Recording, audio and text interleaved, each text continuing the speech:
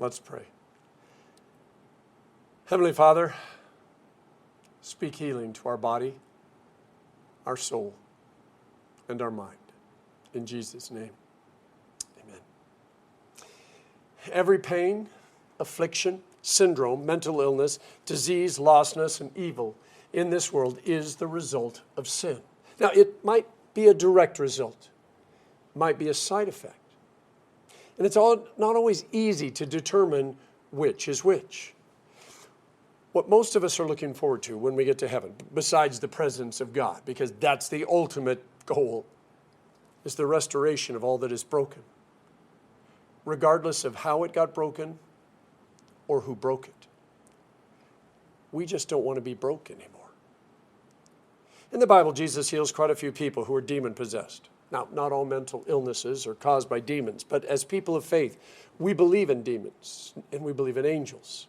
And the Bible talks about demons, not as make-believe stories to scare children into behaving, but actual forces that destroy and manipulate and cause pain. In the story of the man called Legion, St. Luke says many times it had seized him, and though he was guarded, bound by chains and shackles, he would snap the restraints and be driven by the demons into deserted places. Now, the Bible is clear that these particular demons are not happy that Jesus has shown up because they are hoping to cause more pain and destruction. So they beg not to be thrown into the abyss, but instead into a herd of pigs. And the obvious question is, who has a herd of pigs? Because Jews don't eat ham. Your trivia for the day is, the correct term is not a herd of pigs, it's a drift of pigs. There's a couple other ones you can use as well. And if you want something to chew on, when Jesus asked the man his name, he says, Legion. And Luke says, because a lot of demons had got into him. Now, here's the thing. A Roman legion was between 4,000 and 6,000 men. Yeah, I know. 4,000 and 6,000 demons. Now, this chapter in Luke's gospel is overflowing with information about Jesus and his ministry. We tend to focus just on the healing of the man named Legion, but there's a lot more. We discover he's financially supported by a number of wealthy women. He is accused of being mentally unstable by his own family when he spends way too much time at work. He calms a storm just by speaking, and all of it leads up to Jesus being confronted by a naked man possessed by a legion of demons.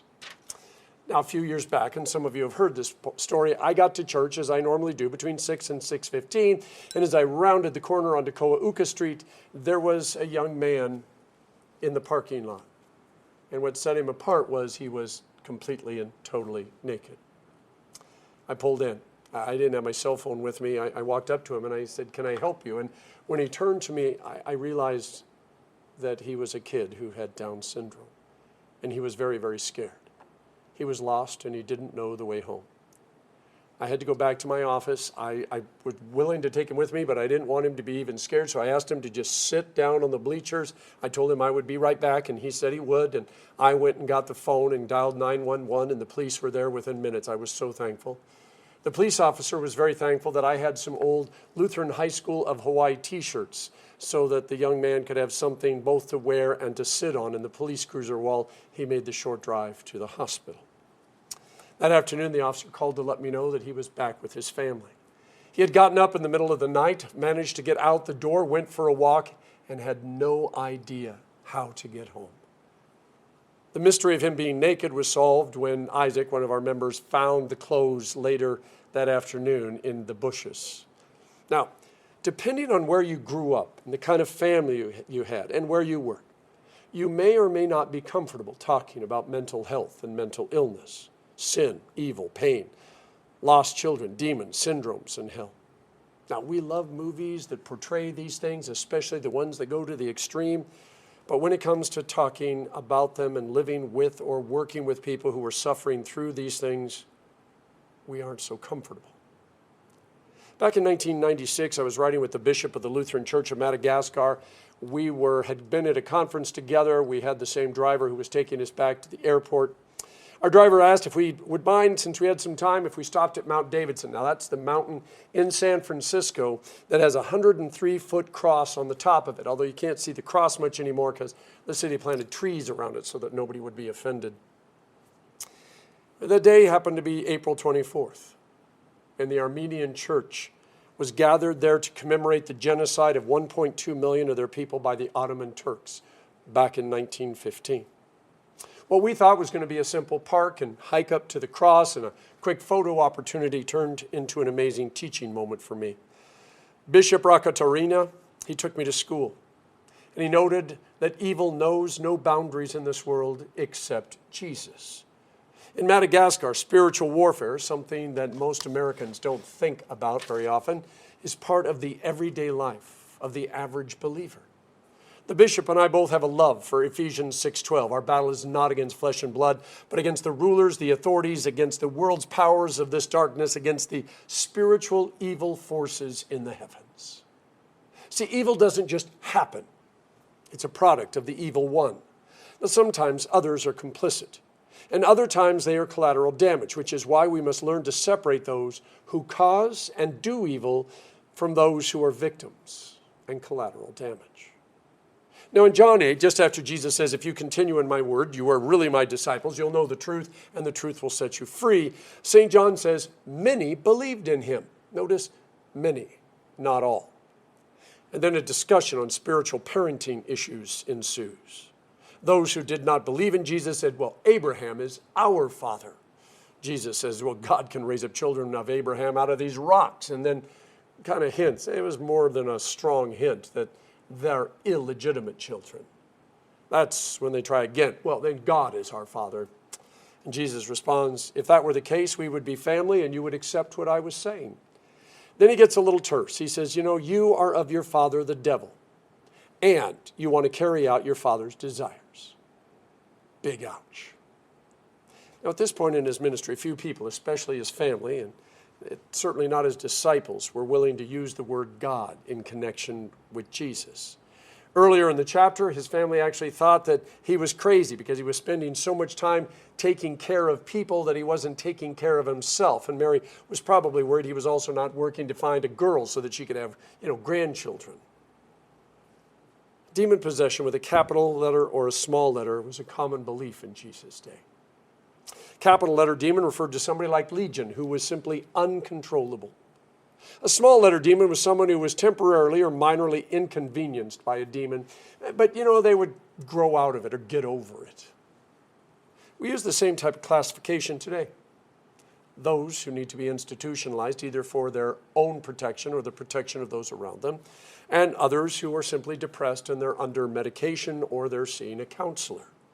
We may not assign a demon to their condition, but there are times when we wonder because nothing else is a good explanation.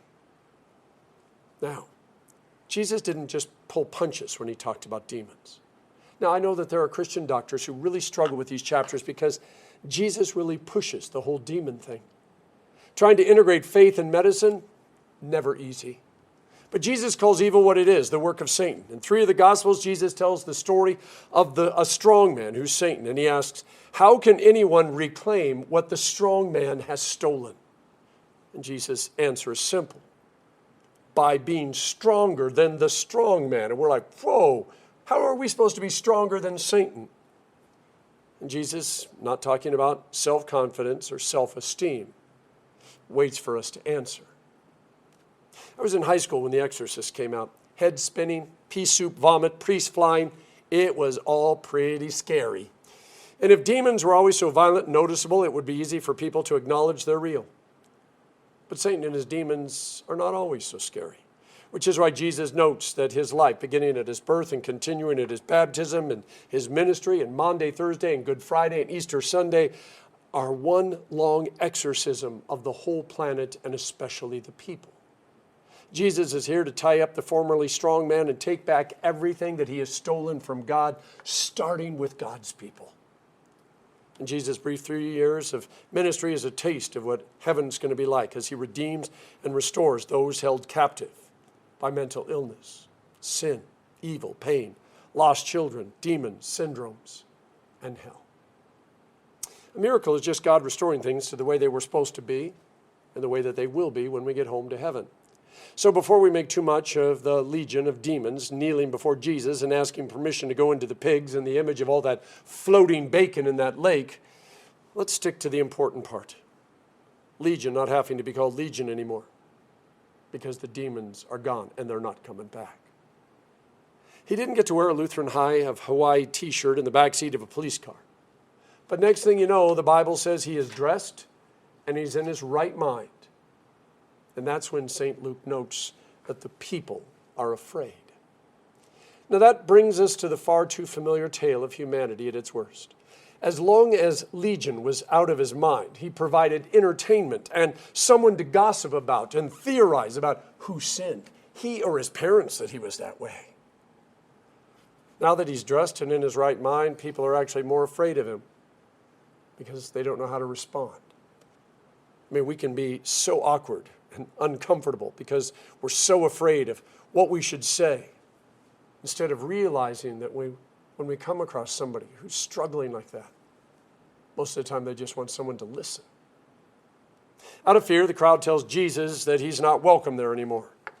And in one of the shortest routes to ordination ever, Jesus tells Legion, well, I need you to start a preaching ministry since they're not going to let me stick around. Please note something very important, though, because Jesus tells Legion to go and tell the people everything that God has done for him.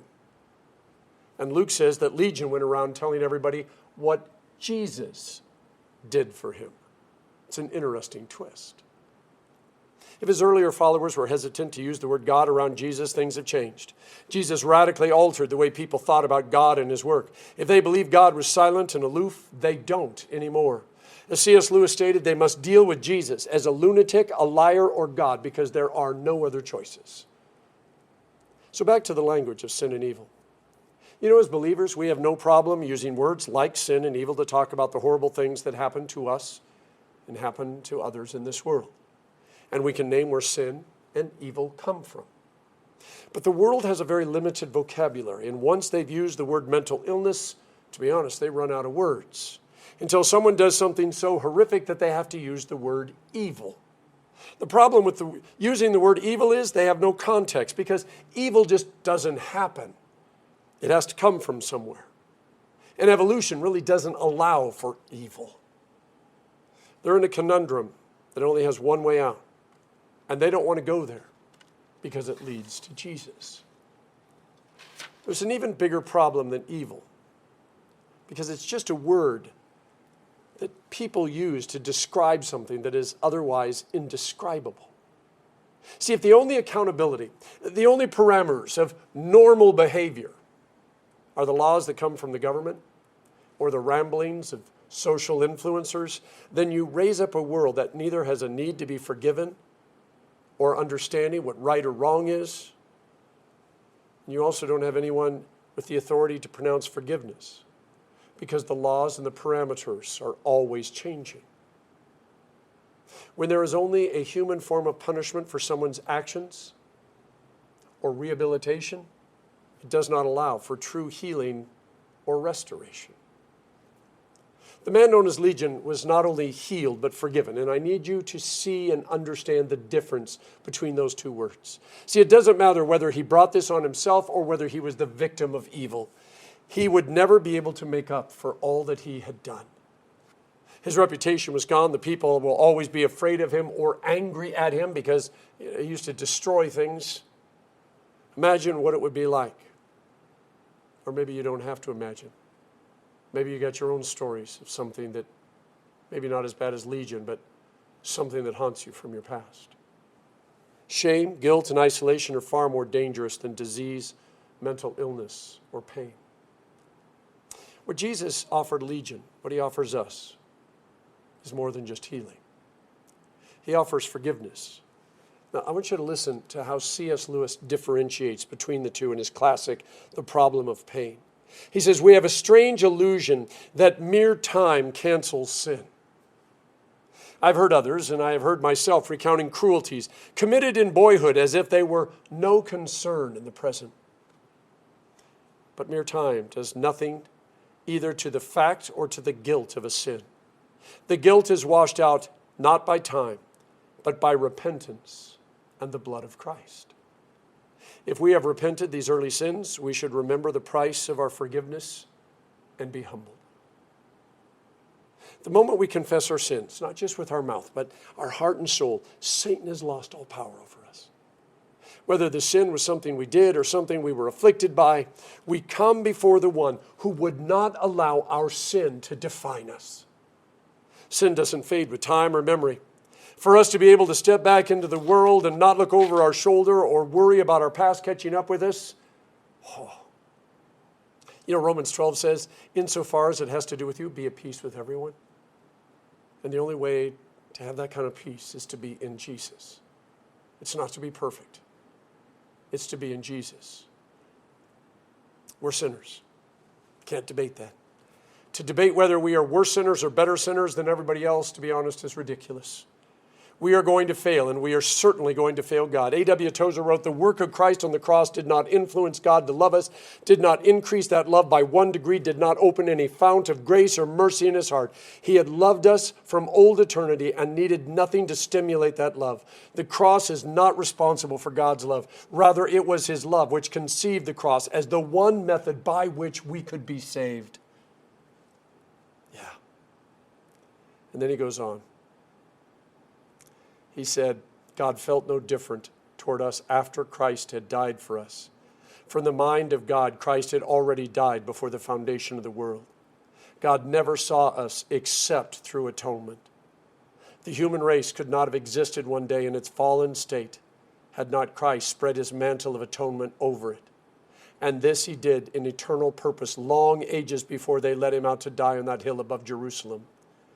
All God's dealings with man have been conditioned upon the cross. If you want to read that quote, you can go to A.W. Tozer, or you can just go to our website, download the sermon, and just go to that last page, because it is a powerful, powerful statement.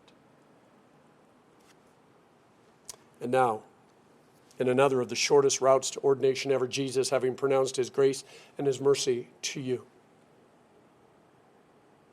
his unique and unreproducible miracle, he sends you out into the world.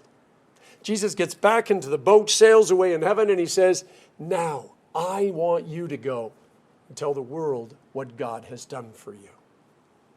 He sends you back out into the world. He doesn't expect you to be perfect. He just expects you to be an example of God's grace. It's not how many demons we have or had. What matters is they no longer have power over us. They can sit on our shoulder. They can whisper in our ear. They can yell at us. They can come wafting through the air in the smell of bacon. Once upon a time, they scared us. Once upon a time, and still today, they were able to get us to forget who we are. But every time we pray, every time we come before God, he reminds us who we are. And we put our head on the pillow, and we find the sleep of the righteous, because tomorrow is another day. In the name of the Father, and of the Son, and of the Holy Spirit. Amen.